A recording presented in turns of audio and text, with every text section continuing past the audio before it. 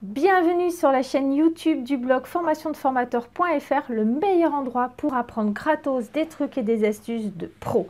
Dans ce deuxième épisode de la série Savoir se vendre, je continue de répondre aux questions de tous ceux qui m'ont répondu à mon sondage. Donc tu trouveras le lien en dessous si jamais tu as envie de poser ta question ou tes questions en tant que formateur ou futur formateur ou formatrice, et afin que bien sûr je puisse y répondre sous format divers et variés, notamment la vidéo. Alors aujourd'hui, dans cette seconde vidéo de la série, donc Savoir se vendre, je vais te donner 2 nouvelles clés fondamentales.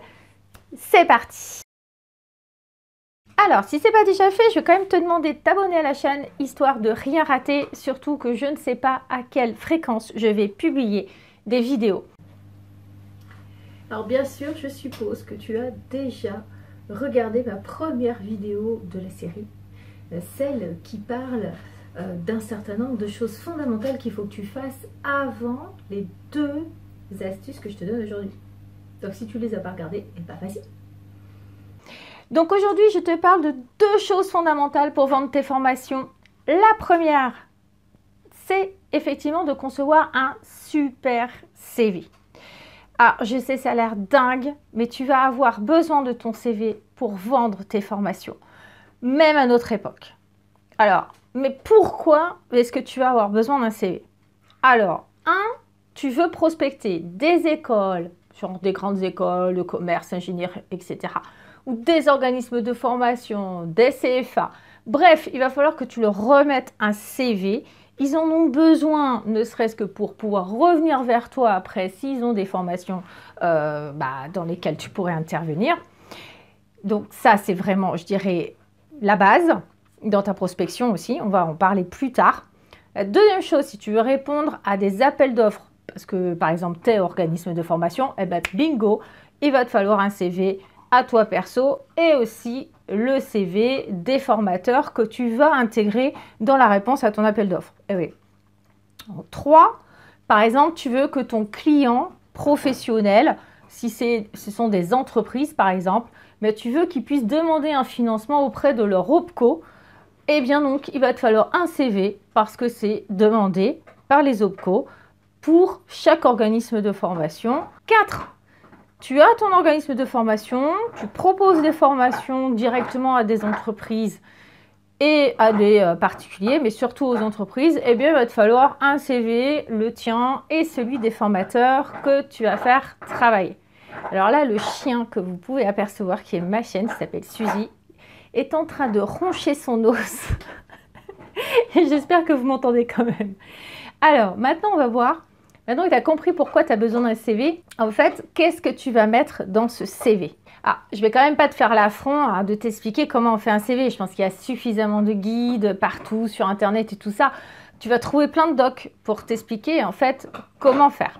Par contre, si tu cherches un design sympa qui claque, par exemple, pour te faire repérer au milieu des autres lorsque tu fais de la prospection dure, alors, c'est moins nécessaire, effectivement, lorsque c'est simplement pour répondre à des appels d'offres, etc. Quoique, eh bien, en fait, moi, je te propose, par exemple, d'aller sur un site qui s'appelle Canva. Donc, tu trouveras les coordonnées dans les liens dans la description en dessous de la vidéo. Donc, dans la version gratuite, tu as vraiment plein de modèles de CV comme ceux-là. Je t'en montre quelques-uns. Mais qu'est-ce qu'elle a dit à propos du CV là? Il faut un CV en une page. Non, c'est pas possible parce que moi, mon CV, j'ai 28 ans d'expérience professionnelle, j'ai au moins 8 ou 10 diplômes. Hein. Je ne peux pas résumer ça en 2 pages. C'est pas possible. Donc, par contre, 2 ou 3 trucs de pro sur le CV. Alors, mets ton numéro de téléphone en grand et bien sûr, n'oublie pas de mettre ton mail. C'est pas une nécessité absolue de voir ta photo, sauf si tu t'es présenté directement sur place et que du coup on peut raccorder le CV avec ta pomme. Mais surtout, choisis un intitulé de CV percutant, tu vois, genre formatrice pour adultes en gestion des ressources humaines, 10 ans d'expérience professionnelle. Voilà, il faut vraiment qu'en un regard, on voit vraiment, on cerne ton secteur d'intervention et des éléments clés, par exemple, comme ton nombre d'années d'expérience pro. Personne n'aime jouer aux devinettes et essayer de comprendre en lisant un CV dans quel domaine d'intervention tu peux former les gens. Donc, surtout si tu as eu plein d'expériences professionnelles différentes. Et puis aussi, si ton bagage, forcément, en termes de diplôme, il est plus ou moins important. Tu vois, on ne va pas essayer de deviner. Donc, sois clair dès le début avec un vrai intitulé super percutant.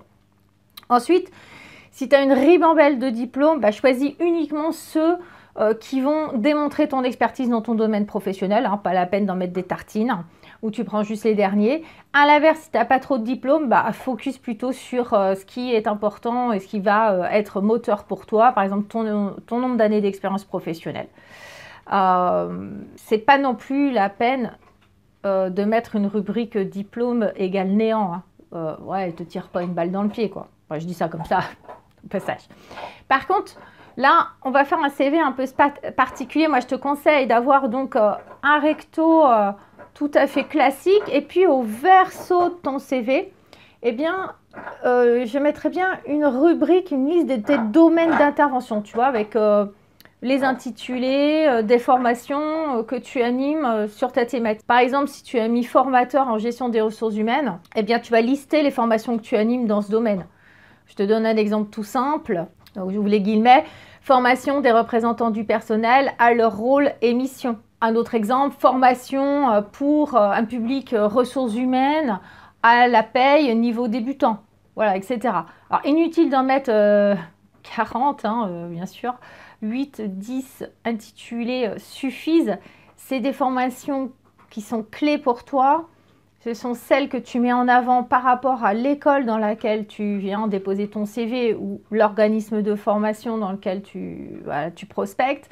Mais c'est aussi forcément en lien avec les appels d'offres auxquels tu réponds. Donc ça, c'est une partie qui va changer quand même pas mal dans ton CV en fonction de l'endroit que tu vises. Donc ça aussi, c'est une de mes astuces. C'est pas un CV uniforme pour tout le monde. Vraiment, pense à adapter. Même l'intitulé, parfois, tu vas l'adapter parce que si tu veux intervenir, dans une grande école, je sais pas, type école d'ingénieur ou école de commerce, le public, c'est un jeune public d'adultes.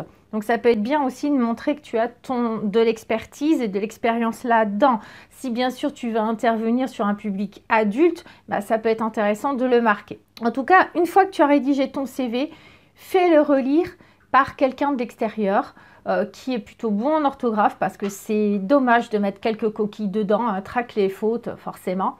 Et puis maintenant que tu as un CV en béton, eh bien, il va te falloir, avant d'aller sur le terrain, une deuxième chose, une carte de visite. Parce qu'il ne suffit pas d'avoir un CV pour laisser une trace. Il y a plein de choses qui vont t'aider, donc je t'en parlerai dans d'autres vidéos. Mais la deuxième chose qui me semble pour moi fondamentale, c'est d'avoir une carte de visite. Parce que tu vas distribuer des cartes de visite partout. Pour un retour qui ne va pas forcément être fabuleux, mais c'est fondamental quand même. Tu vas te vendre, tu vas prospecter, donc il te faut une carte de visite. Et si possible, tu vas en déposer dans des endroits stratégiques pour te faire connaître. Alors ça peut être aussi un petit flyer si par exemple tu vises des particuliers. Donc ça, je vais y revenir aussi dans une autre vidéo sur la notion de flyer. Mais il faut que ce soit quelque chose de facilement posable quelque part.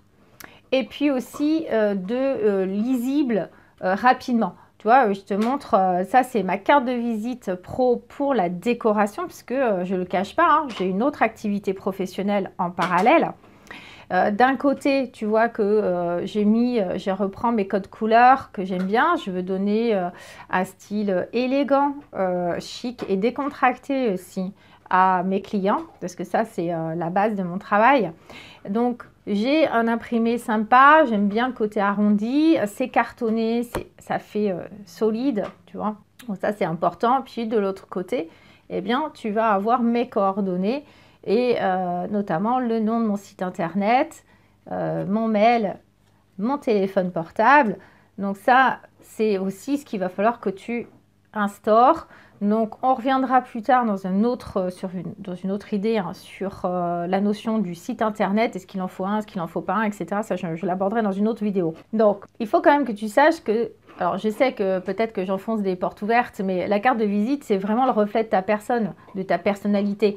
Donc, moi, vraiment, hein, je suis contre la carte de visite que tu imprimes à la maison sur ton imprimante. Alors déjà, ça coûte cher, hein, parce qu'il faut quand même déjà une imprimante, il faut de l'encre couleur la plupart du temps, il faut acheter du papier spécial, et puis quoi que tu feras, ça fera jamais aussi chic et solide qu'une carte de visite imprimée comme ça, qui coûte pas non plus une fortune, hein, puisque je sais plus, mais 200 cartes de visite, on est dans les 24 € aujourd'hui. Donc, c'est pas non plus excessif. Par contre, il faut que cette carte, elle représente aussi ton branding. C'est-à-dire ce que les Américains ou les Anglo-Saxons nomment branding, c'est quoi? C'est ta marque. C'est-à-dire c'est ton design, c'est ton logo. Ça reprend tes couleurs, aussi l'esprit que tu veux donner. Donc, dans quel domaine tu interviens? Eh bien, je ne sais pas, si c'est un domaine avec les plantes, etc., bah, choisis effectivement un motif de plantes. Enfin, il faut travailler cet aspect-là.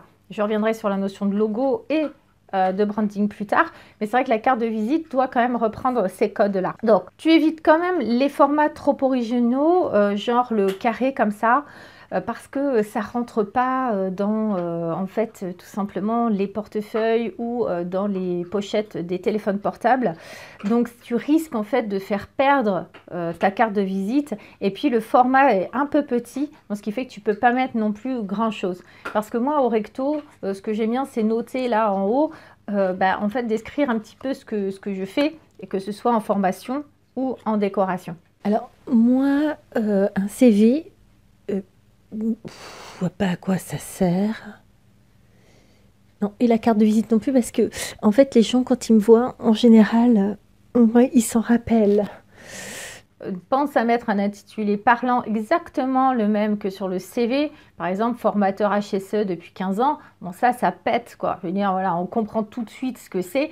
HSE, bien sûr, là, je le mets en sigle, mais tu vas expliquer verso, hygiène, sécurité, environnement, etc. D'accord? Donc, ça, et un intitulé, puis derrière, il y a bien sûr un peu d'explication. Donc, pense au verso, bien sûr, à y rajouter ton numéro de portable, ton mail, ton site internet. Comme je l'ai dit tout à l'heure, je vais revenir sur ce point-là dans une prochaine vidéo. Si toi aussi tu as des questions sur la vente de tes formations ou la vente de toi en tant que formateur, eh bien n'hésite pas à me les poser dans les commentaires ci-dessous, parce que du coup j'alimenterai aussi ma série de vidéos à partir de ça. Si tu n'as pas répondu au sondage, tu peux le faire en cliquant dans le lien en dessous. Et si ça t'a plu, eh bien mets un pouce et abonne-toi. À très vite.